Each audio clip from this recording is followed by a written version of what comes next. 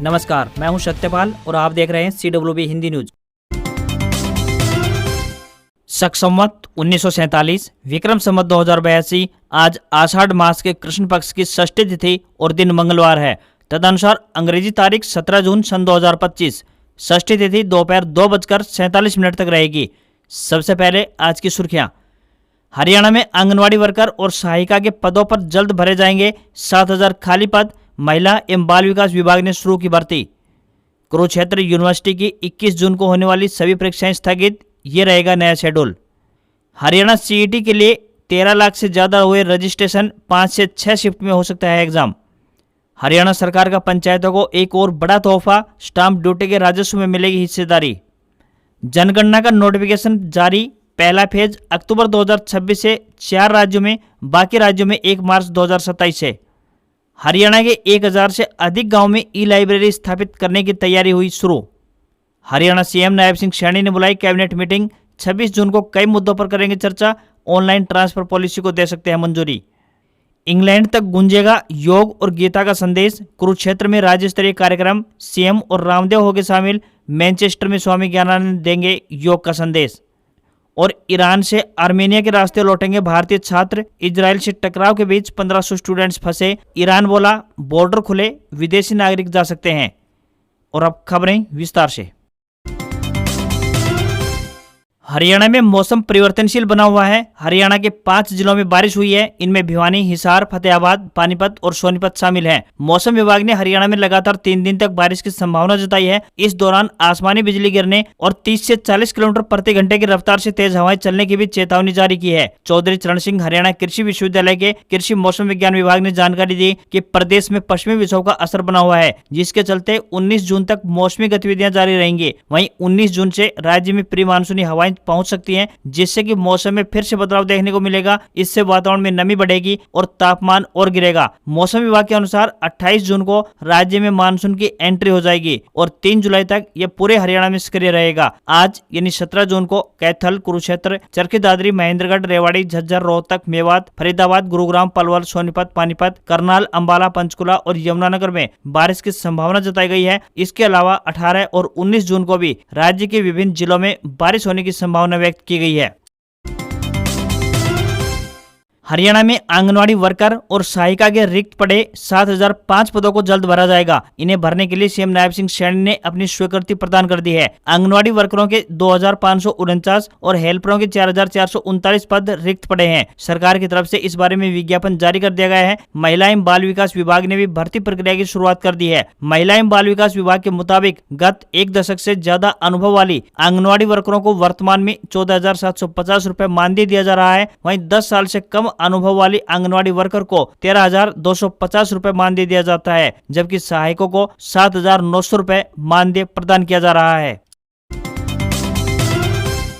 हरियाणा के 1000 गांवों में विकास एवं पंचायत विभाग द्वारा ई-लाइब्रेरी स्थापित करने की प्रक्रिया शुरू कर दी गई है। इन लाइब्रेरी में कंप्यूटर सिस्टम और पुस्तकों की कमी है, जिसके लिए मुख्यमंत्री नायब सिंह सैनी ने खरीद को हरी झंडी प्रदान कर दी है। भारत नेट की तरफ से इन सभी लाइब्रेरी में वाईफाई की सुविधा उपलब्ध करवाई जाएगी। विभाग की योजना है कि 15 अगस्त को इन 1000 लाइब्रेरी की सौगात युवाओं को समर्पित की जाए, जिसकी शुरुआत पूर्व मुख्यमंत्री मनोहर लाल खट्टर के कार्यकाल में हुई थी। अब मुख्यमंत्री नायब सिंह सैनी ने इस योजना का विस्तार करते हुए प्रदेश के सभी गाँव में ऐसी लाइब्रेरी स्थापित करने का निर्णय लिया है। कई गांव में समाजसेवी संस्थाओं व समाज सेवियों द्वारा निजी एवं अन्य फंड के माध्यम से पहले से ही लाइब्रेरी स्थापित की गई है। इसी कड़ी में विकास एवं पंचायत विभाग द्वारा पहले चरण में 1000 गाँव में ई-लाइब्रेरी की स्थापना की जा रही है। जिन बिल्डिंग्स का मालिकाना हक ग्राम पंचायत के पास पहले से है, वहाँ मरम्मत कर इन लाइब्रेरी की शुरुआत की गई है। इन लाइब्रेरी में युवाओं के बैठने के लिए बेंच, कंप्यूटर टेबल आदि की व्यवस्था भी की जा रही है। मुख्यमंत्री नायब सिंह सैनी द्वारा लाइब्रेरी में कंप्यूटर सिस्टम, वाईफाई सुविधा, CCTV कैमरे और अन्य आवश्यक सुविधाओं के लिए अनुमति दे दी गई है। इसके लिए टेंडर जारी हो चुके हैं और उम्मीद की जा रही है कि जल्द ही जरूरी सामान उपलब्ध करवाया जाएगा। प्रतियोगी परीक्षाओं की तैयारी कर रहे युवाओं के लिए भी इन लाइब्रेरी में टॉप प्रकाशकों की किताबें उपलब्ध करवाई जाएंगी। वर्तमान में विभाग द्वारा 1500 और ग्राम पंचायत भवनों को इस काम के लिए चिन्हित कर लिया गया है। जिन गाँव में बिल्डिंग उपलब्ध नहीं है, वहाँ नए भवनों में ई-लाइब्रेरी की स्थापना की जाएगी। यह कार्य तीसरे चरण के अंतर्गत किया जाएगा।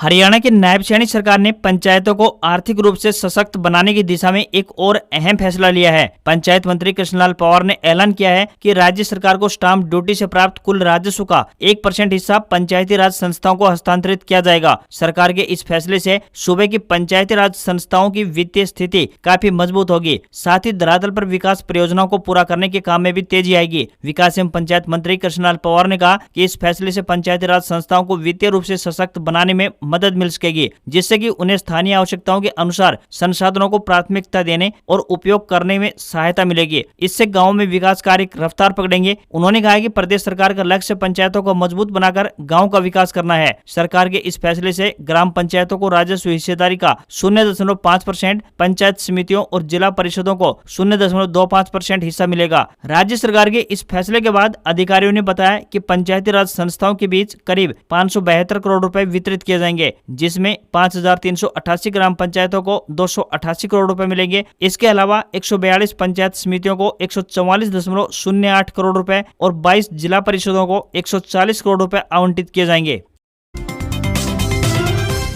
हरियाणा में सीईटी ग्रुप सी परीक्षा के आयोजन के लिए रजिस्ट्रेशन प्रक्रिया समाप्त हो चुकी है। इसके लिए 14 जून 2025 के अंतिम तिथि निर्धारित की गई थी। युवाओं का इस परीक्षा के लिए जबरदस्त क्रेज देखने को मिला है। स्थिति यह रही कि इस परीक्षा के लिए लगभग 13 लाख विद्यार्थियों ने रजिस्ट्रेशन करवाया है। हालांकि इनमें से 12 लाख ही अपने दस्तावेज जमा करवा पाए हैं। ऐसा माना जा रहा है कि रजिस्ट्रेशन का यह आंकड़ा और भी बढ़ सकता है। हालांकि आयोग द्वारा अभी अंतिम और सही आंकड़े जारी किए जाने बाकी हैं। हरियाणा के मुख्य सचिव सभी जिलों के उपायुक्तों के साथ वीडियो कॉन्फ्रेंसिंग के जरिए परीक्षा केंद्रों को अंतिम रूप देंगे। साथ ही इस परीक्षा के आयोजन में जिला प्रशासन की भूमिका को लेकर भी आवश्यक दिशा निर्देश देंगे। ऐसा अनुमान है कि एक शिफ्ट में तकरीबन 3.5 लाख अभ्यर्थी परीक्षा देंगे। इस आधार पर परीक्षा को कुल 4 शिफ्ट में आयोजित किया जा सकता है। यदि हर शिफ्ट में 3 लाख परीक्षार्थी बैठते हैं तो परीक्षा 5 या फिर 6 शिफ्ट में भी ली जा सकती है। रजिस्ट्रेशन की प्रक्रिया के बाद अब हरियाणा कर्मचारी चयन आयोग यानी HSSC परीक्षा की तैयारियों में जुट चुका है। जितने भी रजिस्ट्रेशन होंगे उसी के अनुसार परीक्षा केंद्र तय किए जाएंगे। वर्तमान में आयोग ने प्रदेश के सभी जिलों में 2300 से अधिक परीक्षा केंद्र तैयार कर लिए हैं। हालांकि इनकी संख्या भविष्य में बढ़ या फिर घट भी सकती है। 21 जून को धर्मनगरी कुरुक्षेत्र में 11वें अंतर्राष्ट्रीय योग दिवस पर आयोजन किया जाएगा। इसी को देखते हुए कुरुक्षेत्र यूनिवर्सिटी ने 21 जून का आयोजित होने वाली सभी परीक्षाएं स्थगित कर दी हैं। यही नहीं, इसके साथ ही 21 व 22 जून को आयोजित होने वाली प्रवेश परीक्षाएं भी रद्द कर दी गई है। कुलपति प्रोफेसर सोमनाथ सचदेवा के आदेश पर परीक्षा नियंत्रक की ओर से आधिकारिक अधिसूचना जारी कर दी गई है। कुरुक्षेत्र विश्वविद्यालय की ओर से जारी अधिसूचना के मुताबिक इस तारीख को आयोजित होने वाली ITEP द्वितीय सेमेस्टर को छोड़कर सभी पाठ्यक्रम की परीक्षाओं का आयोजन अब 8 जुलाई को होगा। वहीं 21 जून को स्थगित होने वाली ITEP द्वितीय सेमेस्टर की परीक्षा का आयोजन 21 जुलाई को पूर्व अधिसूचित समय अनुसार ही होगा। यूनिवर्सिटी प्रोफेसर दिनेश कुमार ने बताया कि 21 जून को अंतर्राष्ट्रीय योग दिवस के चलते ऑनलाइन एडमिशन के लिए 21 जून व 22 जून को होने वाली प्रवेश परीक्षाएं स्थगित कर दी गई हैं। स्थगित की गई इन प्रवेश परीक्षाओं को जल्द ही नया शेड्यूल जारी किया जाएगा। उन्होंने बताया कि यूनिवर्सिटी की आधिकारिक वेबसाइट पर भी इस संबंध में जानकारी उपलब्ध करवा दी गई है।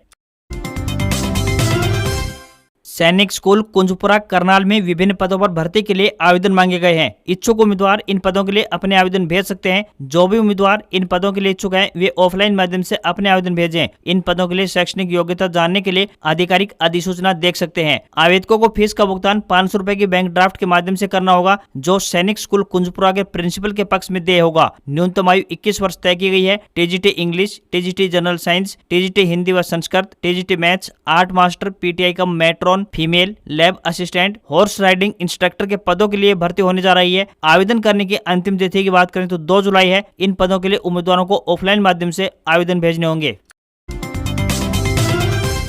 हरियाणा के मुख्यमंत्री नायब सिंह सैनी ने जून के आखिरी सप्ताह में मंत्रिमंडल की बैठक बुलाई है। 26 जून को बुलाई इस बैठक में वह अपने सहयोगी मंत्रियों के साथ कई मुद्दों पर अहम चर्चा करेंगे। बैठक में सीएम ग्रुप सी की नई पोस्टों को लेकर भी कोई बड़ा फैसला ले सकते हैं। इसके अलावा सभी विभागों में कर्मचारियों के ऑनलाइन ट्रांसफर को लेकर भी अपनी मंजूरी दे सकते हैं। इससे पहले सीएम नायब सिंह सैनी ने 5 मई को मंत्रिमंडल की एक अहम बैठक बुलाई थी। इस बैठक में 24 एजेंडों को रखा गया था, जिसमें से 22 को ही सीएम सैनी ने मंजूरी दी थी। गृह मंत्रालय ने सोमवार को जनगणना के लिए नोटिफिकेशन जारी कर दी है। केंद्र सरकार 2 फेज में जनगणना करवाएगी। नोटिफिकेशन के मुताबिक पहले फेज की शुरुआत 1 अक्टूबर 2026 से होने जा रही है। इसमें 4 पहाड़ी राज्य हिमाचल प्रदेश, उत्तराखंड, जम्मू कश्मीर और लद्दाख शामिल हैं। वहीं 1 मार्च 2027 से दूसरा फेज शुरू होगा। इसमें देश के बाकी राज्यों में जनगणना शुरू होगी। केंद्र ने 30 अप्रैल 2025 को जातीय जनगणना करवाने का ऐलान किया था। देश में आजादी के बाद ये पहली जातीय जनगणना होगी। केंद्रीय मंत्री अश्विनी वैष्णव ने कहा था कि जातीय जनगणना को मूल जनगणना के साथ ही करवाया जाएगा। कांग्रेस समेत तमाम विपक्षी दल जातीय जनगणना करवाने की मांग करते रहे हैं। देश में पिछली जनगणना साल 2011 में हुई थी। इसे हर 10 साल में किया जाता है। इस हिसाब से 2021 में अगली जनगणना होनी थी, लेकिन कोविड-19 महामारी के कारण इसे टाल दिया गया था। मानसून ने मध्य प्रदेश में एंट्री कर ली है। एक दिन की देरी से बड़वानी, खरगोन, खंडवा और बुरहानपुर के रास्ते मानसून राज्य में पहुंच गए हैं। पिछली बार ये 21 जून को पहुंचा था। हालांकि पड़ोसी राज्य छत्तीसगढ़ में मानसून की एंट्री 27 व 28 मई को हो गई थी। मध्य प्रदेश में 21 दिन बाद मानसून की दस्तक हुई है। राजस्थान, बिहार, महाराष्ट्र समेत 16 राज्यों में भारी बारिश का अलर्ट जारी किया गया है। राजस्थान के 11 जिलों और महाराष्ट्र के मुंबई, ठाणे, पालघर और रायगढ़ में भारी बारिश का ऑरेंज व रेड अलर्ट जारी है। यूपी में भी बारिश का दौर शुरू हो चुका है। बरेली में भी भारी बारिश से हाईवे डूब गया है। आज तमिलनाडु, पांडिचेरी, विदर्भ, पूर्वी मध्य प्रदेश, गुजरात, सौराष्ट्र, बिहार, सिक्किम में भारी बारिश का अलर्ट जारी किया गया है। वहीं ओडिशा, उत्तराखंड, राजस्थान, छत्तीसगढ़, झारखंड, महाराष्ट्र, केरल और कर्नाटक, अरुणाचल प्रदेश, सिक्किम, बंगाल, नागालैंड, मणिपुर, मिजोरम और त्रिपुरा में बारिश का ऑरेंज अलर्ट है। वहीं राजस्थान में लगातार दूसरे दिन प्री मानसून की बारिश का दौर जारी रहा। रविवार को जयपुर, जोधपुर समेत 14 जिलों में भारी बारिश हुई। हरियाणा में मौसम ने करवट ली है। राज्य में 28 जून तक मानसून की एंट्री हो सकती है। महेंद्रगढ़ के नारनौल में कोरियावास स्थित मेडिकल कॉलेज के नामकरण को लेकर कई संगठन सामने आए हैं। क्षेत्र के प्रमुख सामाजिक संगठनों, जातीय प्रतिनिधियों और शिक्षाविदों ने भाग लिया। इस मौके पर एक स्वर में कॉलेज का नाम महर्षि चवन चिकित्सा महाविद्यालय बनाए रखने की पुरजोर मांग रखी गई। मीडिया से बात करते हुए इतिहास एवं संस्कृति संरक्षण संघ के जिला अध्यक्ष मनीष वशिष्ठ, एडवोकेट अग्रवाल सभा के अध्यक्ष महेंद्र बंसल, प्रजापत समाज के अध्यक्ष संतलाल प्रजापत और सैनी समाज के अध्यक्ष बलबीर सैनी ने कहा कि यह मेडिकल कॉलेज च्यवन ऋषि जैसे वैदिक आयुर्वेद आचार्य के नाम पर होना चाहिए, जिन्होंने ढोसी पर्वत की तपोभूमि पर तपस्या कर आयुर्वेद और योग को अमर किया। वक्ताओं ने स्पष्ट कहा कि कॉलेज का नाम महर्षि चवन चिकित्सा महाविद्यालय कोरियावास ही रहना चाहिए। यदि सरकार इसे बदलने की कोशिश करती है तो विरोध किया जाएगा। इसके लिए व्यापक जन समर्थन जुटाने के लिए हस्ताक्षर अभियान शुरू किया जाएगा। यदि नाम बदलने की कोई राजनीतिक साजिश हुई तो कोर्ट में कानूनी लड़ाई लड़ी जाएगी। जरूरत पड़ी तो हरियाणा विधानसभा में विशेष अनुमति लेकर ये मुद्दा भी उठाया जाएगा। यदि हालात मजबूर करते हैं तो क्षेत्रीय जनता व संस्थाएं शांतिपूर्ण आंदोलन भी करेंगी। सभी प्रतिनिधियों ने कहा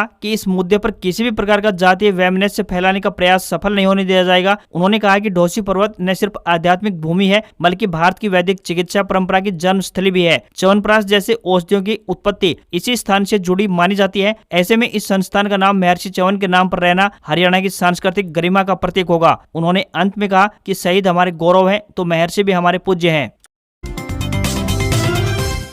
इजराइल से लगातार चौथे दिन लड़ाई जारी रहने के बीच ईरान ने सोमवार को विदेशी नागरिकों को देश छोड़ने की इजाजत दे दी है। ईरानी विदेश मंत्रालय ने पुष्टि की कि मौजूदा हालात में देश के एयरपोर्ट भले ही बंद हो, लेकिन लैंड बॉर्डर्स खुले हुए हैं। मंत्रालय ने कहा कि जो राजनयिक मिशन अपने नागरिकों या फिर स्टाफ को बाहर भेजना चाहते हैं, उन्हें ईरान के जनरल प्रोटोकॉल विभाग को यात्रियों के नाम, पासपोर्ट नंबर, गाड़ी डिटेल्स, देश से निकलने का समय और जिस बॉर्डर से जाना चाहते हैं उसकी जानकारी पहले से देनी होगी। ईरान में 1500 स्टूडेंट सहित लगभग 10,000 भारतीय फंसे हैं। सूत्रों ने बताया कि भारत ने सबसे पहले छात्रों को निकालने के लिए ईरान में आर्मेनिया के राजदूत से बात की है। छात्रों को आर्मेनिया बॉर्डर पर नारदुज चौकी से बसों से निकाला जाएगा। ईरानी हमलों से इजराइल में अब तक 24 लोग मारे गए हैं, जबकि करीब 600 से अधिक घायल हैं। ईरान में अब तक 224 लोग मारे गए हैं, जबकि 1277 से अधिक घायल हैं। वहीं अमेरिका में स्थित ह्यूमन राइट्स एक्टिविस्ट ग्रुप ने ईरान में 406 लोगों के मारे जाने का दावा किया है।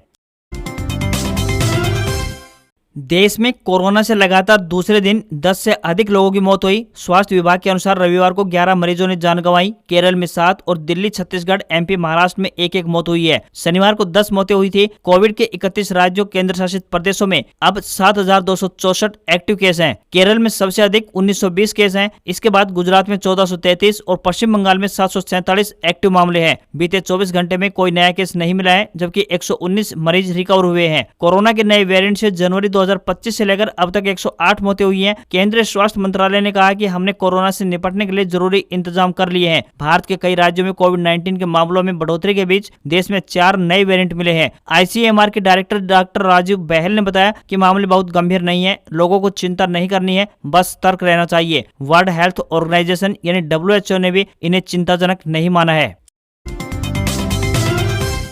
सिट्रोइन इंडिया ने अपनी entry level hatchback car Citroen C3 का स्पोर्ट एडिशन भारत में लॉन्च कर दिया है। इस लिमिटेड एडिशन की शुरुआती कीमत 6,44,000 रुपए से लेकर 10,21,000 रुपए एक्स शोरूम पैन इंडिया के बीच रखी गई है। सिट्रोइन C3 स्पोर्ट एडिशन की कीमत रेगुलर मॉडल से 21,000 रुपए अधिक है। कार के एक्सटीरियर और इंटीरियर डिजाइन में कुछ कॉस्मेटिक चेंजेस किए गए हैं। इसके साथ ही इसमें नया गार्नेट रेड कलर ऑप्शन भी जोड़ा गया है। हैचबैक 6 एयरबैग के साथ आती है। कार का मुकाबला मारुति वैगनार, सेलेरियो और टाटा टियागो से है। Citroen C3 sport addition mechanically कोई भी बदलाव नहीं किया गया है। इसमें पहले की तरह ही 1.2 litre naturally expected petrol engine दिया गया है। कार का मैनुअल और ऑटोमेटिक दोनों ट्रांसमिशन के साथ माइलेज 19.3 किलोमीटर प्रति लीटर है। लेकिन रियल वर्ल्ड कंडीशन की बात करें तो यह शहरी क्षेत्र में 11.5 से लेकर 15.18 किलोमीटर प्रति लीटर और हाईवे पर 15.75 से लेकर 20.27 किलोमीटर प्रति लीटर का माइलेज ऑफर करती है। वहीं CNG में 17.4 किलोमीटर प्रति kg का माइलेज मिलता है।